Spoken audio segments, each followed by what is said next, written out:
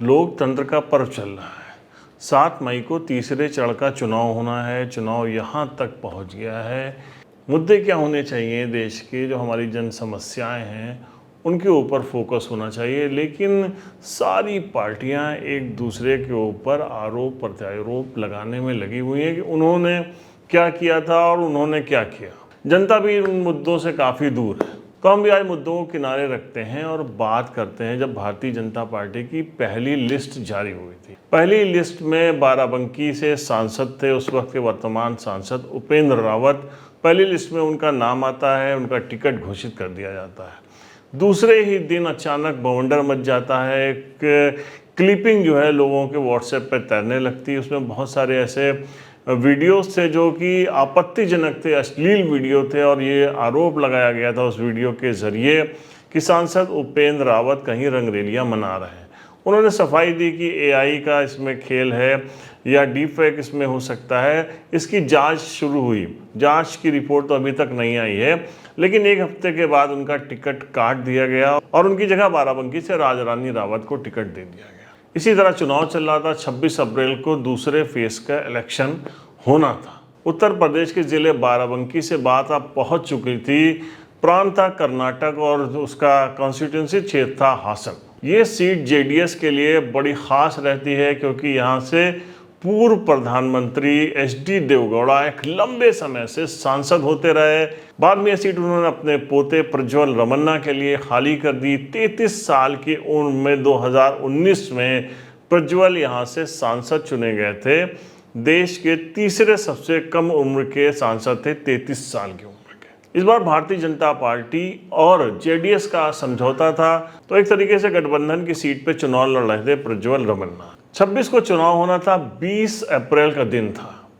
कुछ लोग जाते हैं, वो बस स्टैंड के ऊपर, रेलवे स्टेशन के ऊपर, दुकानों पे बैठे हुए लोगों को घरों में पेन ड्राइव बांटना शुरू कर देते हैं, पेन ड्राइव देना शुरू कर देते हैं। लोग चौंक जाते हैं कि इस तरीके की पेन ड्राइव क्यों बांटी जा रही है। उसके बाद जब उस पेन ड्राइव को अपने सिस्टम पे लगाते हैं तो लोगों के होश उड़ जाते हैं। सांसद प्रज्वल रमन्ना पूर्व प्रधानमंत्री एचडी देवगौड़ा के पोते, विधायक एचडी रमन्ना के बेटे और पूर्व मुख्यमंत्री कर्नाटक कुमारस्वामी के भतीजे प्रज्वल रमन्ना के उसमें 2976 वीडियो से, आपत्तिजनक अश्लील वीडियो से, जो उन्होंने अलग अलग सैकड़ों लड़कियों के साथ बनाए थे। ये लड़कियां ज़्यादातर सरकारी कर्मचारी बताई जा रही थीं। वो लड़कियां विनती कर रही थीं प्रज्वल रमन्ना से कि हमको छोड़ दो, हमारे साथ इस तरीके के वीडियोस मत बनाओ, हमारे साथ इस तरीके का व्यवहार मत करो, हमारा यौन शोषण मत करो। ऐसे वीडियोस बताए जाते हैं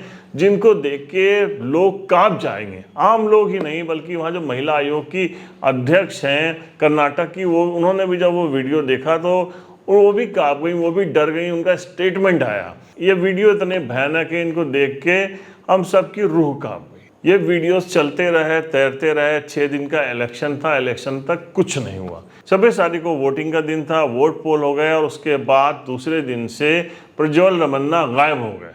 पता चला कि वो अगले दिन जर्मनी पहुंच गए। कांग्रेस ने बीजेपी को घेरना शुरू किया कि जिस पार्टी के साथ मिलकर वो चुनाव लड़ रहे हैं उनके सांसद इस टाइप के हैं। तो वहीं बीजेपी ने जो है पलटवार करते हुए कहा कि ये जो क्लिपिंग्स आई हैं ये कांग्रेस की तरफ से फैलाई जा रही हैं। ये जो वीडियो क्लिपिंग भेजी गई थी पेन ड्राइव, ये कांग्रेस के लोग बांट रहे हैं। खैर, अभी ये मामला चल ही रहा था कि अगले दिन एक महिला पहुँचती हैं थाने और वो ये आरोप लगाती हैं कि वो प्रज्वल रमन्ना के घर में पिछले 4-5 सालों से काम कर रही हैं। घर के अंदर एक स्टोर रूम है, उस स्टोर रूम के अंदर प्रज्वल लड़कियों के साथ यौन शोषण करते हैं, ज़बरदस्ती करते हैं, अश्लील हरकतें करते हैं, फिर खुद वीडियो बनाते हैं तो कभी कोई उनका सहयोगी वीडियो बनाता है। उनके साथ भी इसी तरीके का व्यवहार किया गया। जब भी उनकी पत्नी नहीं होती थी तो उनके साथ यौन शोषण करते थे। यही नहीं, एक बार हमारी बेटी आई हुई थी, जो हमारी बेटी को उन्होंने देखा तो उसके साथ भी ज़बरदस्ती करने की कोशिश की, तो मैंने अपनी बेटी को घर भेज दिया। जब घर भेज दिया तो मेरे ऊपर दबाव बना के, धमका के वीडियो कॉल कराई और वीडियो कॉल के ऊपर उन्होंने उससे अश्लील हरकतें की थी और मैं डर गई थी। इतने बड़े लोग हैं, इतने पावरफुल लोग हैं। मैंने इनके पिता को भी बताया था जो कि विधायक हैं, पूर्व मंत्री रह चुके हैं एच डी रमन्ना, तो उन्होंने भी मुझे खामोश कर दिया और उन्होंने भी मेरे साथ जो है अश्लील हरकतें शुरू की, यौन शोषण करना शुरू कर दिया। ये FIR दर्ज होती है। उसके बाद जो महिला आयोग की अध्यक्ष हैं, उनके कहने के बाद, उनके आवाज़ उठाने के बाद SIT का गठन होता है, विशेष जांच बैठा ली जाती है। और उसके बाद SIT भी जब जांच शुरू करती है तो कुछ ऐसे प्रमाण मिलते हैं कि एक और मामला, एक और मुकदमा दर्ज कराया जाता है SIT की तरफ, लेकिन उसमें भी प्रज्वल रमन्ना को ही वो आरोपी बनाया गया था, उनके पिता को आरोपी नहीं बनाया गया। SIT जांच शुरू करती है कि किस तरीके से ये इतने सारे जो पेन ड्राइव बांटे गए, पेन ड्राइव बांटने वाला वाकई में कौन है। और इसके अंदर ये भी फॉरेंसिक जांच भी शुरू हुई कि जो वीडियोस हैं, जो क्लिपिंग्स हैं, जो फोटोज़ हैं, ये किस केस में AI का कोई खेल तो नहीं है, डीप फेक तो नहीं है, इसलिए इसकी भी जांच शुरू हो चुकी। लेकिन वो जो घर दिखाया जा रहा है, जो उसके अंदर वो कमरा दिखाया जा रहा है, वो कमरा जो है वो बहुत सारे लोगों ने देखा है कि बड़े लोग वहाँ पे, बड़े नेता हैं, उनके घर में आना जाना है, तो सबको पता है कि ये उनका स्टोर रूम है जहाँ उन्होंने अपने एक कार्यालय टाइप का बना रखा है और उसमें वो काफ़ी समय व्यतीत करते हैं। तो अब इसकी जब जांच शुरू हो गई कि ये क्लिपिंग्स कहाँ से आई थी, हालांकि हम आपको बीच में वहाँ फिर ले चलते हैं कि बाराबंकी के जो सांसद थे उनके बारे में भी अभी तक जांच का जो है वो रिजल्ट नहीं आया है कि वो सच है कि गलत है और किसने वो क्लिपिंग्स फैलाई थी और उसको डाउनलोड करने वाला शख्स कौन था। और वैसा ही कर्नाटक में हुआ। अब कर्नाटक में जब जांच शुरू हुई तो पता चला कि एक और व्यक्ति है जो इस मामले में इन्वॉल्व है, वो है कार्तिक। कार्तिक ड्राइवर है, करीब 15-16 साल से वो प्रज्वल रमन्ना के साथ काम कर रहा था, उनका ड्राइवर था, बहुत सारी चीज़ें उनके साथ वो देखता था। रमन्ना ने क्या किया था कि कार्तिक के नाम पे, जो उनके बड़े नेता जो होते हैं, बहुत सारी बेनामी संपत्ति उन्होंने खरीदी थी और कार्तिक के नाम पे। और उसके बाद जब उन्होंने वो वापस मांगना शुरू किया तो उसको लेके कुछ कहा सुनी हुई, कोई ज़मीन, कार्तिक का आरोप था कि उसके साथ साथ वो मेरी ज़मीन जो थी उस पर भी कब्जा कर रहे थे। उसको लेके जब कब्जा करने लगे इन्होंने, उसके ऊपर जब विरोध किया तो रमन्ना ने कार्तिक को और उसकी पत्नी को पीटा। इसलिए कार्तिक ने उनके यहाँ नौकरी छोड़ दी थी। नौकरी छोड़ने के बाद कार्तिक ने विरोध शुरू कर दिया रमन्ना का। कार्तिक ने फिर संपर्क किया तो एक भारतीय जनता पार्टी के नेता थे देवराज गौड़ा, उनसे संपर्क किया और उनको बताया कि इस तरीके से इतने सारे वीडियोस हैं, पेन ड्राइव है। जब मैंने नौकरी छोड़ी थी तो मैंने वो सारे वीडियोस, क्योंकि मुझे सारे आप सब कुछ पता ही रहता था, तो मैंने वो सारे वीडियोस एक पेन ड्राइव में कॉपी कर लिए हैं, वो मेरे पास है।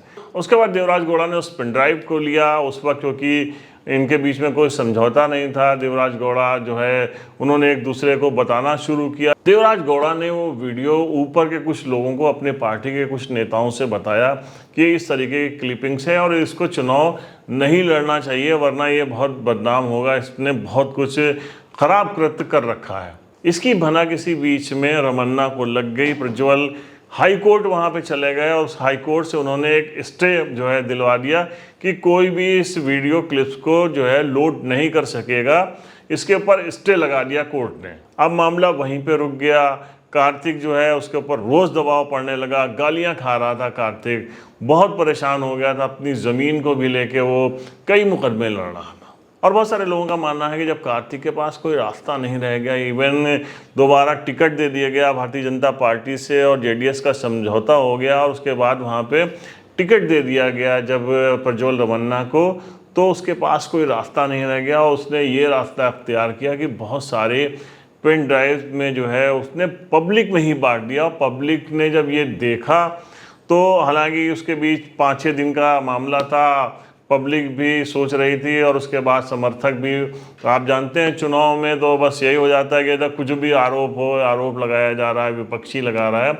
और इतने बड़े सेक्स स्कैंडल के जो है वो वायरल हो चुके थे, वीडियोस वायरल हो चुके थे। उसके बाद भी एक पूर्व प्रधानमंत्री का पोता, एक सांसद, एक पूर्व मुख्यमंत्री का भतीजा, एक मंत्री का बेटा प्रज्वल बेशर्मी से पब्लिक के बीच में जा रहा था और उनसे वोट मांग रहा था। इतने सारे वीडियोस वायरल हो चुके थे, पूरे देश में खबर फैल गई थी अखबारों के जरिए। हालांकि मेन स्ट्रीम मीडिया है, प्रिंट मीडिया, उसने इस न्यूज़ को बहुत अच्छा कवर किया, लेकिन जो टीवी के ऊपर इतनी सुर्खियां, इतनी बड़ी न्यूज़ अभी तक नहीं बटोर सकी, क्योंकि चुनावी दौर चल रहा है। हाँ, चुनाव ना हो रहा होता तो एक बड़ा मटेरियल रहता है टीवी पे जो लोग बैठते हैं मेकअप करके उनके लिए।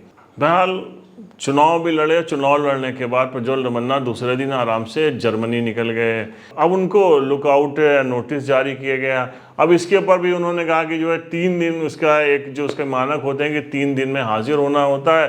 उन्होंने कहा कि मैं जर्मनी में हूँ, मैं 7 दिन का जो है मुझे समय चाहिए। अब उन्होंने एक्स पे एक मैसेज डाल के अपनी पहली प्रतिक्रिया दी है साहब प्रज्वल साहब ने कि मैं क्योंकि जर्मनी में हूँ, मैं मौजूद नहीं हूँ कर्नाटक में, इसलिए मेरा वकील जो है वो एसआईटी से मिलेगा और बहुत जल्दी ये मामला ख़त्म हो जाएगा। कुछ नहीं, मतलब साहब क्या कहने उनके। खैर, वो कैसे निकल गए इतने बड़े मामले में, ये भी एक अपने आप में बड़ा मामला है। नेता एक दूसरे के ऊपर आरोप प्रत्यारोप लगाते ही रहते हैं, इन सब के बीच में इतने बड़ा, मतलब हैरान कर देने वाला ये मामला है। इसलिए मैंने बाराबंकी और हासन सीट से इस मामले को जोड़ा है कि एक के खिलाफ तो कार्रवाई होती है और एक के खिलाफ ना उनका टिकट काटा जाता है, ना उनको रोका जाता है चुनाव लड़ने से। जबकि इस टाइप की मामले, इस टाइप की खबरें पहले ही बड़े नेताओं तक पहुंच चुकी थी। ये बात जो है भारतीय जनता पार्टी के नेता ही ने एक्सेप्ट की है कि कांग्रेस और बीजेपी के बड़े नेताओं को पहले ही इसकी खबर थी। तो पब्लिक भी चुनाव के दौरान ज़्यादा मुद्दों पर बात करना नहीं चाहती है। बेरोजगारी, बढ़ती महंगाई, शिक्षा में दोहरापन, शिक्षा में लूट, मेडिकल में लूट, इन सब बातों से ना ज़्यादा नेताओं को कोई सरोकार रहता है और ना जनता को। इसलिए हम आज के इस वीडियो में इन टॉपिक्स पे ज़्यादा बात भी नहीं करते हैं। आज जो हमारे वीडियो में ख़ास था वो यही था कि इस टाइप की घिनौनी हरकत करने वाला एक इंसान किस तरीके से निकल जाता है।